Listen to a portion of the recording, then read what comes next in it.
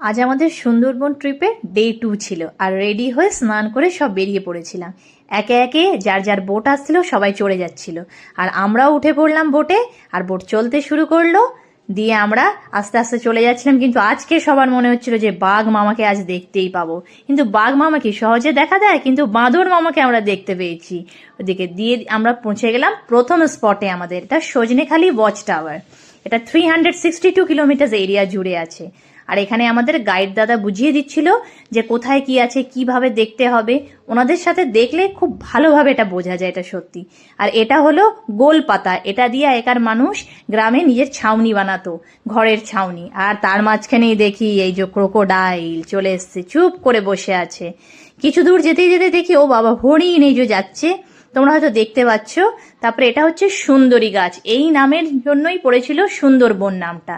তারপরে উনি আমাদের ম্যাপটা ভালো করে বুঝিয়ে দিচ্ছিল যে কিভাবে কোথা থেকে কোন নদী এসছে, কোন এরিয়াটা কোনটা, এটা ভালোভাবে আমরা বুঝে নিচ্ছিলাম। বুঝতে বুঝতে আমরা তারপরে এগিয়ে গেলাম। তারপরে আমরা চলে এলাম লঞ্চের মধ্যে, আর আস্তে আস্তেই গরম গরম জল খাবার, নান, ঘুগনি, আর সাথে জয়নগরের মোয়া। একটু দূর এগিয়েই দেখি এই ছোট ছোট বোটগুলো যাচ্ছিল। যদিও এনাদের লাইফ খুবই রিস্কি, কিন্তু কি করবে, মানুষকে তো নিজের কাজ করে যেতেই হবে। তারপরে আবার আমাদের যাত্রা হয়েই যাচ্ছিল। সাথে গরম গরম চলে এলো আমুদি মাছ ভাজা, আহা দারুণ। তারপরে আমরা নেক্সট স্পটে চলে এলাম, সেটা হলো দোবাঁকি। এটা হলো ফেমাস হচ্ছে ক্যানোপি ওয়াকের জন্য। এটা 20 ফিট উঁচুতে ক্যানোপি ওয়াকটা আছে। আর এখানে আমরা দেখে নিলাম হরিণকে। সেই অনেকটা উঁচু থেকে সবকিছুই দেখা যায়, পুরো প্রায় সুন্দরবনের জঙ্গলটা, ম্যানগ্রোভটা। সবাই একে একে ফটো তুলে নিচ্ছিল। আর কিছুক্ষণে আমরা দেখলাম ওই কচ্ছপগুলো। তারপরে আমরা লাস্ট স্পটে আমাদের চলে এলাম সেদিনকার জন্য, সেটা হচ্ছে Sundarban tiger rescue and reserve.